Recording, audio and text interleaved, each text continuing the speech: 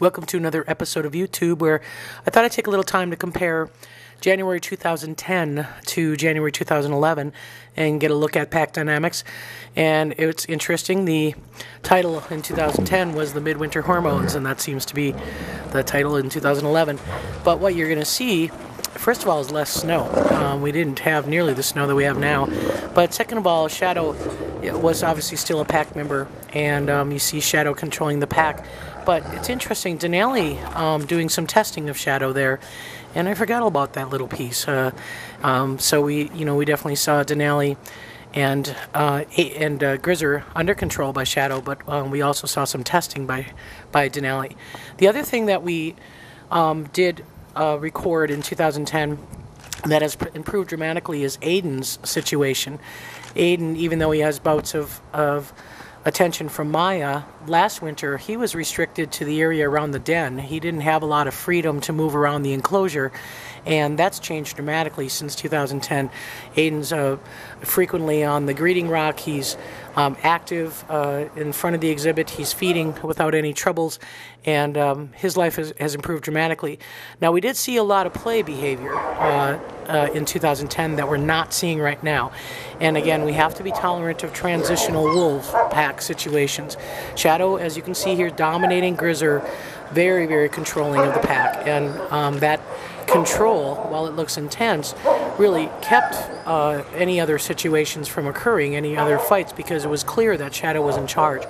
And Grizzer has got to work to that point to show that kind of leadership and to show that kind of assertive behavior and keeping things under control. And you can see Shadow was dominant over Denali and Grizzer, and so he didn't allow Denali to go very far.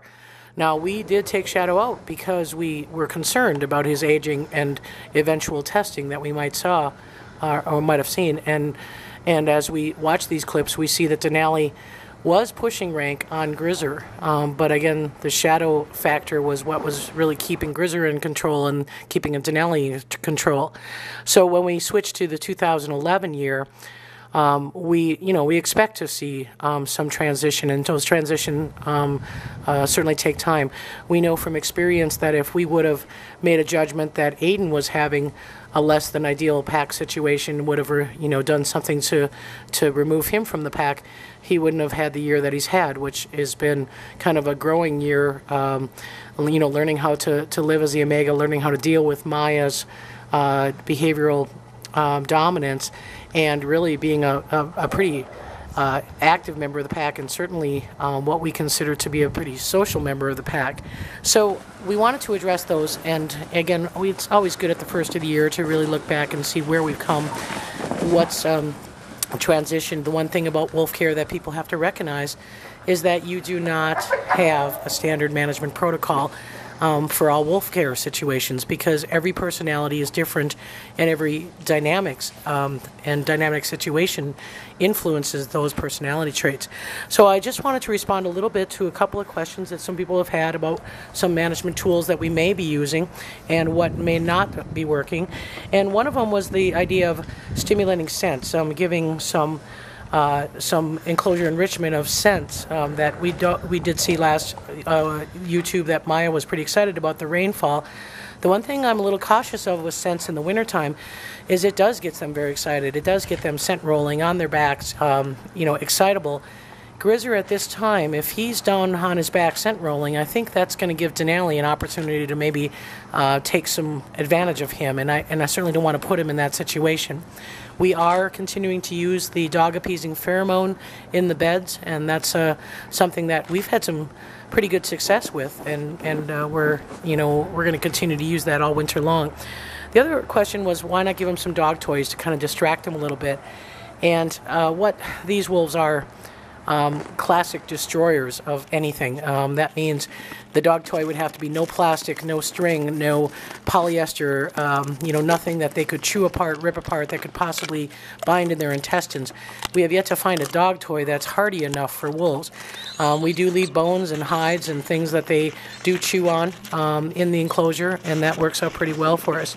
There always is some concern about activity around the wolf yard, and that's a trade-off that we have. We're an educational facility. These wolves are here to educate about wolf behavior, and activity in the main auditorium overnight can be a little bit stimulating, and that stimulation can sometimes cause redirected aggression, and we're talking about that as management. How we best manage the public access to the facility, and yet the care of the wolves is obviously the first priority. The other question was about heating, if we could start using heating pads for the wolves, because I do mention a lot that cold weather stimulates them.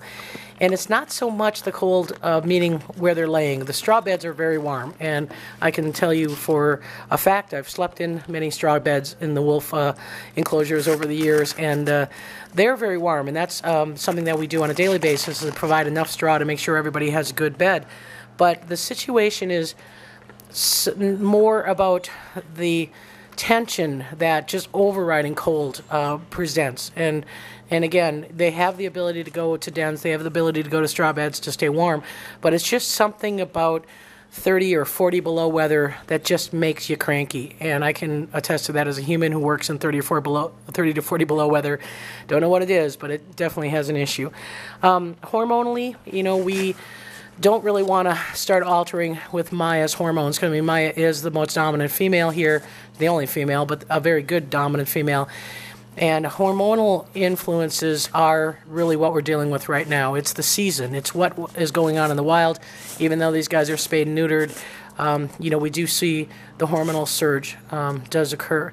And so at this point, giving hormones to wolves that are already hormonally ridden may backfire, and the veterinarians are very specific about that. It's a can of worms when you start altering an animal's hormones, and so obviously being spayed and neutered has done that to some extent, and has calmed them a bit. No doubt they're calmer in my experience as spayed and neutered, but it doesn't certainly eliminate this. This is wolf behavior, this is rank order behavior, and this is really what dominant pairs do, is keep those lower ranking wolves in control, and Maya is very good at it. And one other last suggestion was games. We know that the stimulus is not as great in captivity. Obviously, the release of energy, because they're not hunting and killing their own food in captivity, can be an issue, which is why captive wolves may be a little bit more aggressive than wild wolves. The other thing is wild wolf packs are typically family groups, meaning parents and their offspring. Most likely the parents don't take nearly as much grief from their offspring. Wolves in the wild have the right to disperse, and so those are some of the issues that are going on that can influence a captive facility. But for the wolf care staff to start playing games with them, meaning wrestling with them or stimulating them in any such way, is really not safe. If you watch these wolves wrestle, you watch them interact with each other, grabbing of scruffs, biting, pinning to the ground, we certainly do not want to put wolf care staff in those kind of situations. We're talking about some different things that we can do to stimulate, and I think the reality is we will continue to try as many tools in our toolbox to make things work. Now, as I've been talking here, you've been seeing a pack that's really quite relaxed. A lot of marking. Here's Denali. She starts with Aiden, Maya, Grizzer, Denali. Scent marking. Denali scraping the ground, feeling fairly confident. Aiden was caching some food. Denali coming right up to Grizzer, not really having too much issues. Grizzer, that head wound is obviously slow to heal. I mean, it takes us a long time to heal out an animal, in a situation, especially where you're shaving his head for those sutures. But he's really in a good attitude. He's in a good place behaviorally. He's confident. You see him carry his tail. You see him posture. He feels really good about being the pack leader. And at this point, what Denali's got to figure out, and part of it is just time, he's got to earn some respect, and Grizzer's got to earn some respect from Denali in that leadership role, and that's something that Grizzer is working on. He's got it from Aiden. Aiden clearly respects him, and there's many, many times where we see Aiden and Grizzer sleeping together. Denali's coming around. He's back socially rallying with the pack. He's better in the last 2 days than I've seen them all in the last 2 weeks, and so it's a daily process for us to really watch how they're interacting and how they're progressing. that is our job. That is our concern, is always to make sure that every animal feels comfortable, and giving them each time to feel comfortable has been, been something that we've been focusing on.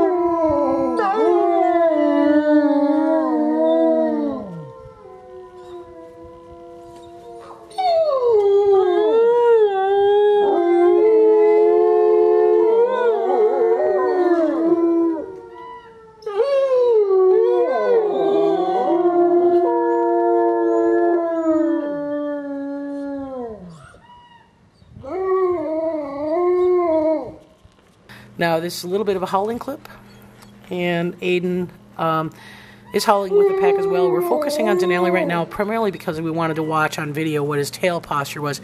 He has his back to Grizzer. He's not even concerned where Grizzer is, and that's a really good sign, because typically howling stimulates dominance. After the howl, he comes right over to Grizzer, not in an aggressive way, not in a testing way, in a social tail wagging where he wants to greet Grizzer, and Grizzer turns to him and they actually do a greeting. So that was a really good moment, and that just happened on Thursday of this week. So that was something really worthwhile to record, and that's one of the reasons why we focused there on Denali, because we wanted to see what his body posture was, during the howling. Over in retirement, I know I said I'd never show another clip of Shadow marking the straw, but you might as well experience what I experience on a daily basis.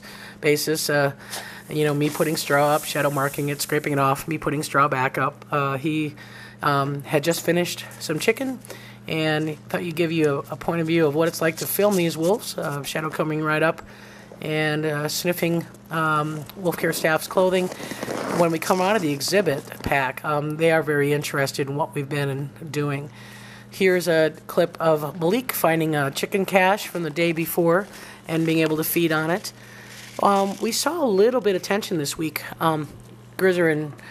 Shadow and Malik, food related, and it was the first week that we really saw Shadow defend a deer leg from Malik, and I think that caused Malik a little bit of anxiety, considering he was controlling all the food in there for a while. So it's a good sign for Shadow, and certainly Malik is fine. As you can see here, he's got a good full belly, got a great winter coat. Little bit of a spot there on his face, and again, we'll talk about that more as it progresses. But basically, retired wolves look alert, clear eyes, good coat, excitability.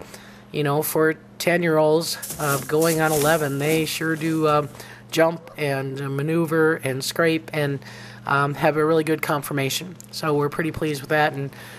And Shadow did, like I said, got a deer leg, and here he is. This is what's left of it. A few days later, ate all the meat, and now it's just got the bones to kind of gnaw on. Not as much breaking of bones at this age as you'd see in the younger wolves, but certainly something for them to entertain themselves with. So that's it for this week's YouTube. Again, thanks for your comments, thanks for watching, and we appreciate your concern for the exhibit pack. We are concerned as well. Thanks.